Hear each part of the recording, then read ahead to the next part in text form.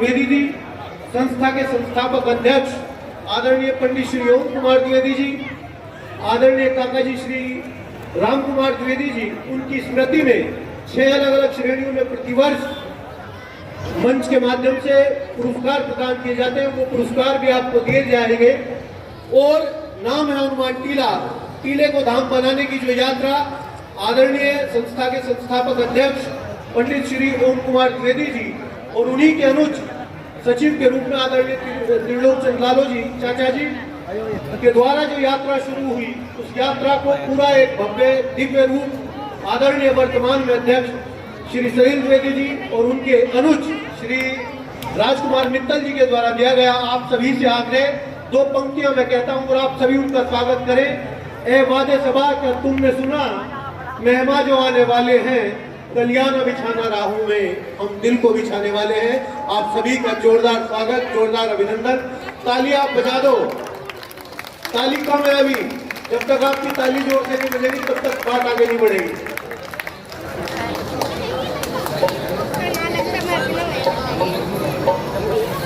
पहली श्रेणी, जिसके लिए महाराष्ट्र अतिथि देवो भव की परंपरा और संस्कृति इस देश की, आने वाले अतिथि देवतुल्य भगवान के समकक्ष, तो मैं आदरणीय अध्यक्ष जी और सचिव साहब से आग्रह करूंगा कि सबसे पहले महाराज श्री को अंगवस्त्र प्रदान कर उनका स्वागत करें, अभिनंदन करें। उपेंद्र भाई साहब से आग्रह, आदरणीय प्रधान जी सचिव साहब के साथ आ जाए।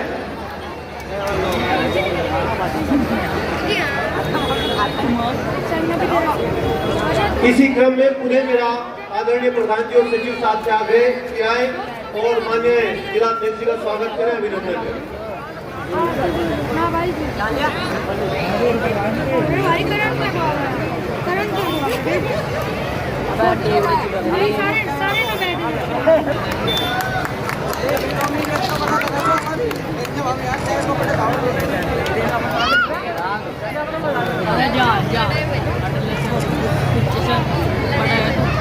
छह अलग अलग श्रेणियां, जिसमें मंच के माध्यम से सम्मान किया जाएगा। गो सेवा और समाज सेवा के लिए महाराज श्री को मंदिर प्रबंधन काका परिवार सम्मानित करना चाहता है, तो मेरा आग्रह आदरणीय प्रधान जी सचिव साहब और उपेंद्र भाई साहब से युवाएं और महाराज श्री का सम्मान करें।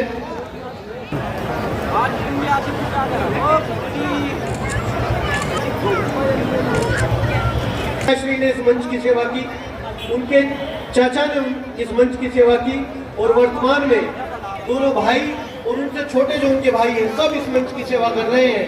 ऐसे हमारे पाठक परिवार के हमारे अनुज भाई पंडित रवि पाठक, जो इस वर्ष भगवान राम का अभिनय कर रहे हैं मंच के श्रेष्ठ कलाकार के रूप में, उनको इस वर्ष का ये सम्मान प्रदान किया जा रहा है। मेरा आग्रह रवि पाठक जी कृपया मंच पे आ जाए।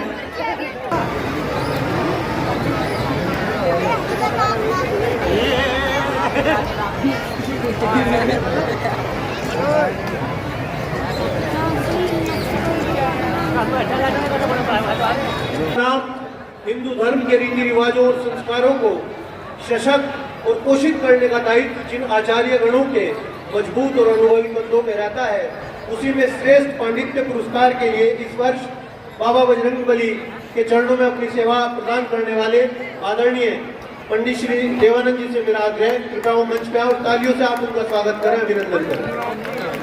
किसी का जन्मदिन भी है, तो बाबा बजरंगबली आपको दीर्घायु करें, स्वस्थ रखें।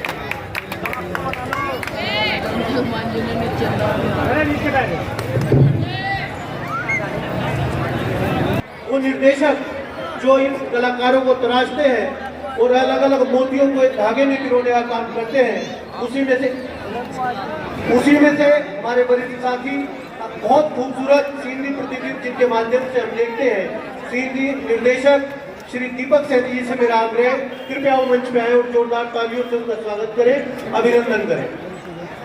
दिखाई नहीं देते, लेकिन जिनका सहयोग, साथ और ऊर्जा इस मंच के स्तर को गौरवान्वित करती है और ऊपर उठाती है।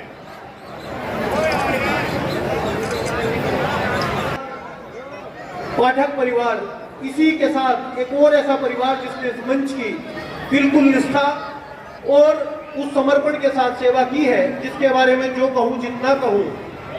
पहला नाम उस परिवार का 55 वर्षों से निरंतर इस मंच की ऊर्जा के और गौरव के स्तर को ऊपर उठाने वाले संगीत और जागरण की दुनिया का बहुत ही वरिष्ठ नाम आदरणीय उत्तम नामदेव जी के परिवार से, पहले उत्तम नामदेव जी के लिए आप ताली बजाएं। उसके बाद उसी से उज्जवल नामदेव हमारा छोटा भाई पंडित जी की स्मृति में ये स्मृति चिन्ह काका परिवार की ओर से आपको प्रदान किया जा रहा है। एक युवा शक्ति का सम्मान दूसरी युवा शक्ति को मिल रहा है, इससे ज्यादा गौरव का विषय हम लोगों के लिए नहीं हो सकता।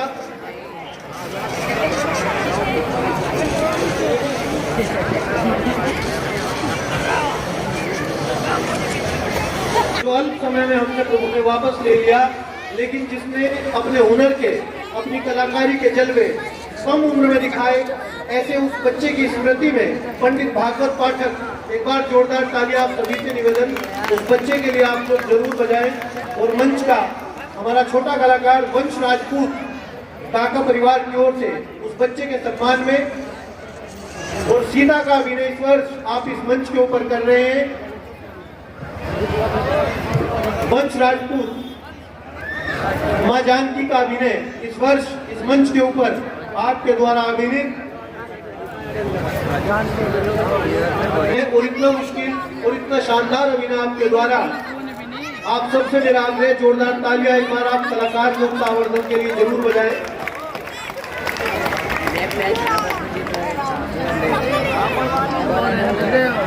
वितरण के बाद मंदिर का जो भव्य और दिव्य स्वरूप, जिस जोड़ी के तालमेल और शानदार कार्यों की वजह से आज हमारे समक्ष है, चाहे वो मंदिर के अंदर 12 ज्योतिर्शिवलिंगों की स्थापना हो, चाहे वो चिकित्सा का प्रकल्प हो, चाहे वो गौ सेवा का प्रकल्प हो, चाहे वो भोजन का प्रकल्प हो, इतने आयाम श्री मंदिर हनुमान टीला हनुमान धाम के हैं।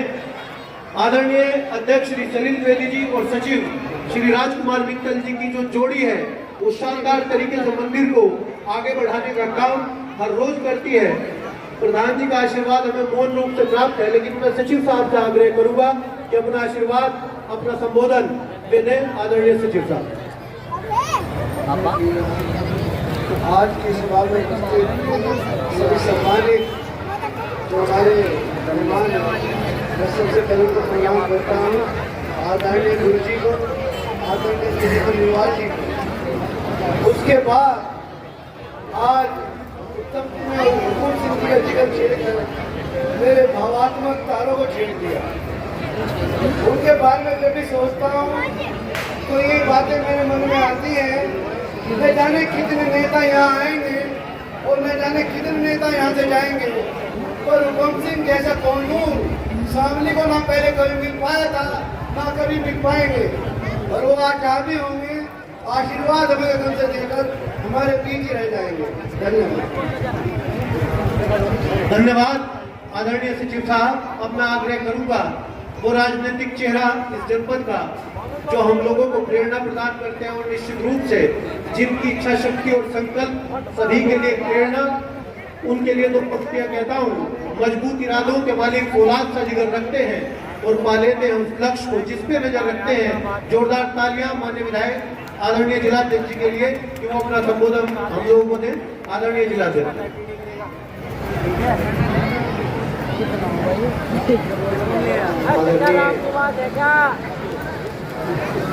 स्वामी रामदेव जी भी नाम है आपका भी,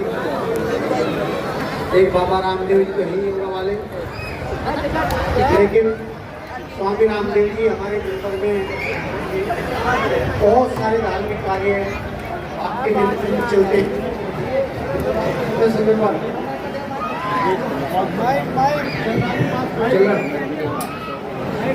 इस तरह से पंचतीर्थ के अलावा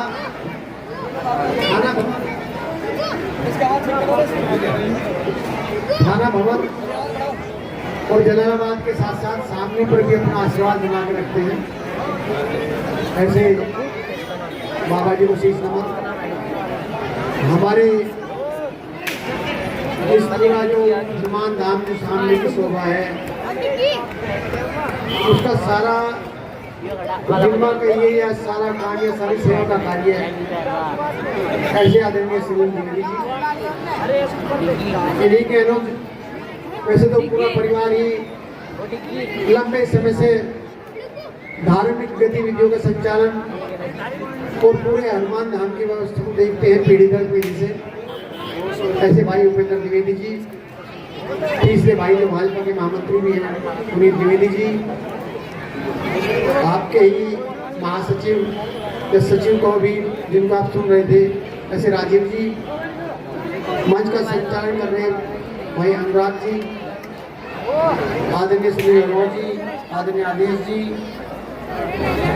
आदरणीय आदरणीय दिनेश जी, मंच पर उपस्थित सभी सम्मानित बंधु, यहाँ पर उपस्थित सम्मानित मातृशक्ति, सभी सम्मानित बुजुर्गों और जो सब इस पूरी रामलीला के मंचन में जिनका सबका सहयोग है, ऐसे सभी कलाकार बंधु, चाहे वो बड़ी आयु के हैं, कुछ बच्चे भी उसमें हैं जिनको भी पुरस्कार मिला है। मैं केवल एक चीज आज नोटिस की अलग से, कुछ समय से यहाँ आने वाले लोगों का एक गंभीरता कम थी। पहली बार बहुत लंबे समय बाद मैं देख रहा हूँ कि इस तरह गणमान्य लोग और गंभीरता से रामलीला को देख रहे हैं। इस मंचन को ये बहुत दिन बाद दिखाई दिया, जिस तरह हमारी माता बहनें गंभीरता से बैठकर, और वास्तव में आज सारी दुनिया ही भगवान राम को गंभीरता से ले रही है। आज दुनिया के सामने भारतीय संस्कृति की जो ऊंचाइयां थी, या उन्हें दूसरे शब्दों में कहते उसकी गहराइयां थी, वो दुनिया के सामने आ रही है और सारी दुनिया हैरान है कि ऐसी संस्कृति और जगह क्यों नहीं हो सकती। और उसके विज्ञान के अनुसार भी अनेक प्रमाण मिल रहे हैं। एक प्रमाण का जिक्र मैं जरूर करूंगा। हमारी माँ बहनें भी यहाँ हैं, हमारे परिवार के भाई बंधु बुजुर्ग भी यहाँ हैं। अभी गत वर्ष 2023 में एक बहुत बड़ी घटना हुई थी, और वो घटना मैंने नोट नहीं की, जिस दृष्टि से करनी चाहिए थी उस दृष्टि से नहीं की। और घटना क्या थी? जब हमने चांद के ऊपर चंद्रयान 3 भेजा, भारत का जो यान था उसका नाम चंद्रयान था, और तीसरी बार गया था। और जहां हम पहुंचे, आपको ये जानकर आश्चर्य होगा कि 54 साल पहले चांद के दूसरे हिस्से पर 1969 में अमेरिका भी चला गया था और रशिया के लोग भी चले गए थे। उनके 7-8 साल बाद 78 में चाइना के लोग चले गए, लेकिन कोई और देश पहुंच नहीं पाया था। और वे लोग भी केवल एक हिस्से पर जा पाए चंद्रमा के। वे नॉर्थ पोल पे गए, उत्तरी ध्रुव पे गए, साउथ पे नहीं जा पाए। अब साउथ पे जाने के बाद 54 वर्ष के बाद अकेला देश भारत था जो सफल हुआ। लेकिन इस सफलता में एक और बड़ी बात है जो मैं आपसे इसलिए शेयर करना चाहता हूँ कि जो हमारी संस्कृति पर सवाल उठाते हैं उन लोगों के लिए बहुत बड़ा जवाब था दुनिया के सामने। हम चंद्रमा के दक्षिणी हिस्से पर गए और आपने देखा होगा कि जैसे हमारा यान चल रहा था उसके साथ साथ रशिया, रूस का भी एक यान जा रहा था। हमारे यान का नाम था चंद्रयान 3, जो कि हमारा तीसरा था। और रूस वाले का नाम क्या था? लूनर 25। लूनर कहते हैं चांद को, लूना उसके नाम पर रख दिया। वो 25वीं बार जा रहा था। 24 बार पहले जाके फेल हो चुका था। 27 बार अमेरिका नहीं जा पाया था, प्रयास करने के बाद थक के बैठ गया था। 21 बार चाइना ने प्रयास किया, नहीं जा पाए। केवल भारत के वैज्ञानिक पहली बार पहुंचे दुनिया में, और वहां शिव शक्ति के नाम से एक बिंदु पर जाकर उतरी, जो बाद में नाम दिया गया प्रधानमंत्री द्वारा। और अगर दक्षिण ध्रुव पर किसी देश का झंडा है तो केवल भारत का तिरंगा झंडा है, दुनिया में और किसी का झंडा वहां नहीं है। और अब इस घटना के पीछे जो विज्ञान का तथ्य है, मैं अपनी माँ बहनों का भी ध्यान चाहूंगा। सारी दुनिया को पहली बार पता चला कि चंद्रमा पर उस हिस्से में 14 दिन तक सूरज निकलता है और 14 दिन तक अंधेरा रहता है। ये बात सारी दुनिया के सामने आई। जो 54 साल से वहां थे उनको भी नहीं पता था। और बाकी देश वहां क्या कर रहे थे, कोई हीलियम देख रहा है, कोई ऑक्सीजन देख रहा है, कोई नाइट्रोजन ढूंढ रहे हैं, मतलब वो पानी हवा ये सब चीज ढूंढते रहे। जो ढूंढना था जो मिला दुनिया को, 14 दिन का रात 14 दिन का दिन। और हमारे जितने भी विद्वान पंडित लोग हैं वो तो सब जानते ही हैं, यहाँ जितने भी लोग हैं भारत में, हर पढ़े लिखे अनपढ़ आदमी को भी पता है कि 14 दिन का चांदन और 14 दिन का अंधेर, ये हमारे यहाँ का। और ये हम कब से संस्कृति हमारी हमें खुद ही नहीं पता, अनपढ़ आदमी भी ये कहता नहीं अभी अंधेर चल रहा है, कोई शुभ कार्य नहीं करेंगे, चांदन चलने दो, एक दिन की अमावस्या एक दिन की पूर्णिमा। तो पूरी दुनिया हैरत में रहेगी कि भारत की गणना इतनी बेहतर कैसे है, इन्हें कैसे पता था ऐसा होगा। और हमारी ही गणना पूरी दुनिया में सर्वश्रेष्ठ है। दुनिया भर में जितनी घड़ी है ना वो सारी अलग अलग हैं। भारत में कुछ टाइम है, जर्मनी में क्या होगा देख लो जी, अब इंग्लैंड में क्या होगा वहां देख लो जी, सब जोन अलग अलग हैं। केवल भारतीय काल गणना ऐसी है कि जो पूरे भारत का समय देती है, और न केवल पूरे भारत का देती है, पूरे विश्व का देती है, और न केवल पूरे विश्व का, पूरे ब्रह्मांड का देती है कि इस समय शनि ग्रह कहाँ पे है, इस समय मंगल कहाँ पे है, इस समय चंद्रमा कहाँ पे है। पूरे ब्रह्मांड का एक समय अगर वो है तो हिंदी हमारे शास्त्रों में लिखा है, हमारे शास्त्रों में है, जो हमारी संस्कृति है, जो हम पंडित से पूछकर अपना मुहूर्त निकालते हैं ना। आज पता लगा कि वो मुहूर्त भी इतना वैज्ञानिक तरीके से होता है, सारी काल गणना करने के बाद चीज निकलती है। तो हमारी संस्कृति के प्रति दुनिया का रुझान बढ़ रहा है। 1000 से ज्यादा शहर भगवान राम के नाम पर हैं। और थाईलैंड मैं बताऊं, वैसे तो 27 देशों में है भगवान राम के मंदिर, लेकिन थाईलैंड वहां का जो राजा है ना, वो अपने आप को भगवान राम की 10वीं पीढ़ी का किंग 10th कहते हैं। किंग 10th रामा, भगवान राम का वंशज।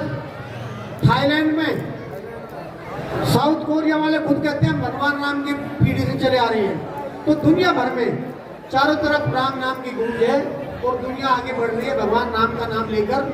आज इसके कारण से, और यह गौ राम के भगत अपने मोदी जी के कारण से सारी दुनिया हमारी संस्कृति को पहचान रही है, इसको जानना चाहती है। 125 से ज्यादा देशों में शोध चल रहा है कि भारतीय संस्कृति में कितनी गहराई है, कितनी जानकारी है, और उनको जानकारी लगी कहाँ से। मैं आज के दिन, क्योंकि धार्मिक आयोजन है, भगवान राम के चरणों में कुछ चीज रखना चाहता था, आप सबसे जानकारी शेयर करना चाहता था। आप सबसे भगवान राम की कृपा बन रही, जिस तन्मयता से, जिस तरह ध्यान लगाकर आप यहाँ पे और रामलीला को सुन रहे हैं। मैं एक लाइन पे अगर अपनी बात समाप्त करूंगा,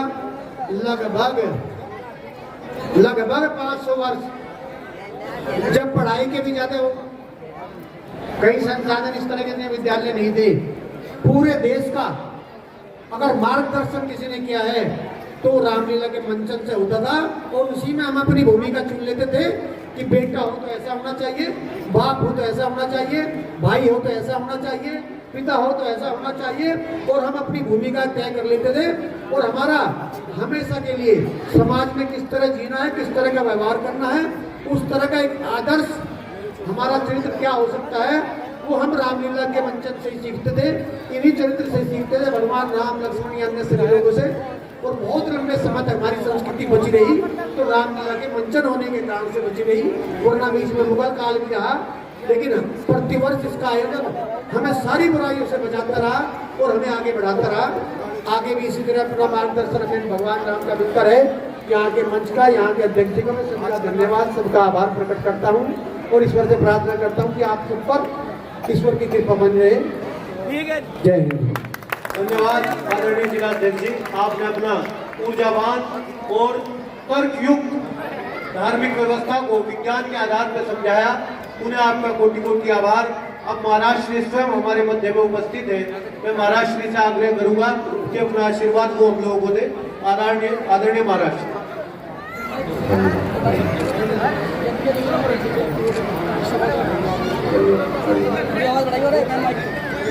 रामचंद्राय वेदसे रघुनाथाय नाथाय सीताय पते नमः।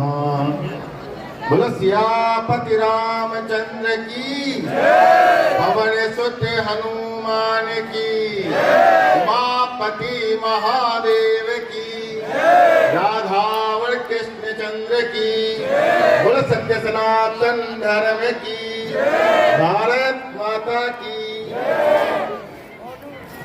भारत भूमि का ये पावन छोटा सा खंड जिसको हम शामली कहते हैं, लेकिन वास्तविक में कई जगह पर वर्णन आया कि इसका नाम श्यामावली है।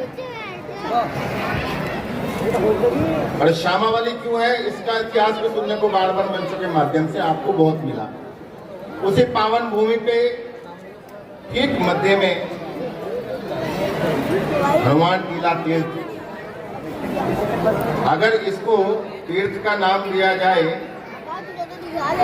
तो अति उत्तम ही रहेगा, क्योंकि गेट के प्रवेश से लेकर और यहाँ तक पहुंचने पे सभी देवी देवताओं के दर्शन होते रहे। गंगा, यमुना, सरस्वती, कावेरी, सब तीर्थों के दर्शन यहाँ तक होते रहे। और बाद में जब यहाँ पर आकर पहुंचे तो ये सुंदर मंच बड़ा आनंदमय, और इस संपूर्ण तीर्थ को मर्यादित शालीनता से, धर्म के रीति रिवाज से, अपनी बुजुर्गों की परंपराओं का निर्वाह करते हुए हमारे यहाँ के प्रधान जी सलील द्विवेदी जी, वह हमारे सचिव महामंत्री जी कहें राजकुमार मित्तल जी, दोनों ही बड़े तन मन धन श्रद्धा और आस्था के साथ इस पूरे तीर्थ की सेवा करते आ रहे हैं। और आज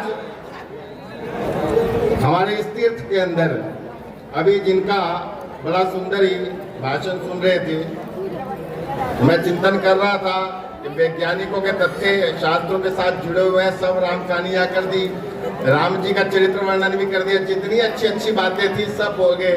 मैं कहा हमारे लिए क्या बचेगा।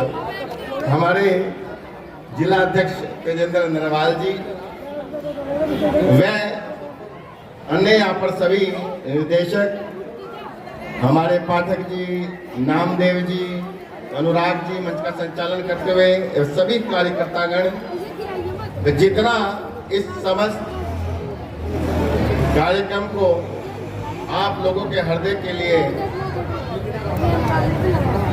आनंदमय बनाने के लिए प्रयास करते रहे, सभी के हृदय में विराजमान परमपिता परमात्मा की झांकी को बारंबार वर्णन करते हुए सिया राम में सब जग जानी, करूं प्रणाम जोरी चुक पानी। वास्तविकता तो यही है।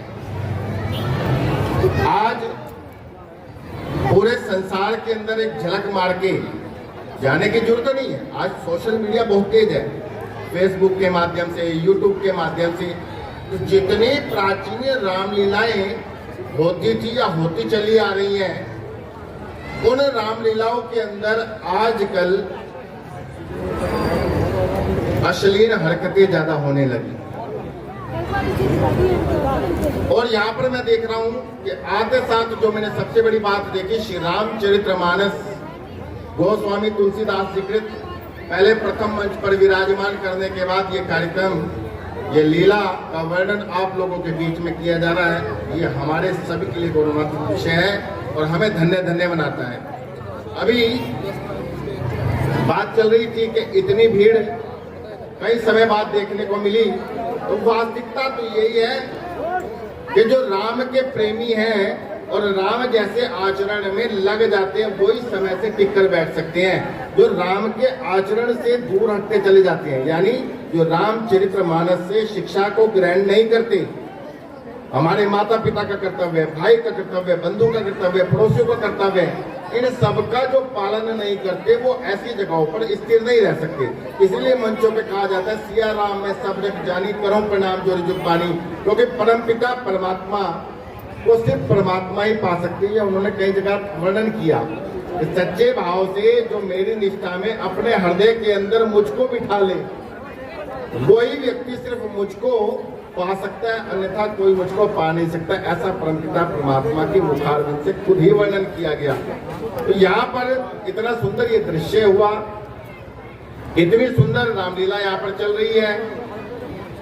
सबसे बड़ी बात यह है कि पौराणिक परंपराओं के अनुसार श्री रामचरितमानस के माध्यम से इतना सुंदर अभिनय आप लोगों के बीच में किया जा रहा है। तो आप लोग इन सब अभिनय को देख के अपने जीवन के अंदर इस चरितार्थ को पालन करके जो ग्रहण करने वाला है उसे ग्रहण करके लेके जाएं। तो मैं ज्यादा कुछ ना कहता हुआ यहाँ इस सभी कार्य करने वाले को जो लगन से लगे हुए हैं, दिल से लगे हुए हैं, मैं भी पता लगा कि हमारे जो निर्देशक हैं यहाँ पे, ये लगभग 1 महीना पहले घर बार छोड़ के यहाँ तैयारी करवाने आ जाते हैं। तो बहुत बड़ी बात है कि जो अभिनय सामने आपके सामने प्रस्तुत किया जाए वो अभिनय के अंदर कोई त्रुटि ना रह जाए। क्योंकि रामचरितमानस लेके जो है वो पढ़ते हो आप, उसमें कोई त्रुटि होगी तो आपको कोई ना कोई बता देगा, पर इस त्रुटि ना रह जाए। इस पूर्ण कार्यक्रम को आप लोगों के बीच में प्रस्तुत करने से पहले 1 महीना पहले हमारी तैयारी हो जाती है शुरू। हमारे पाठक जी, नामदेव जी व अन्य आदेश जी, ये सब आकर यहाँ पर हाँ लाल सिंह जी लचक, ये सब लोग अपने घरों को त्याग करके और इस कार्यक्रमों में दिल से लगते हैं। तो इनका तो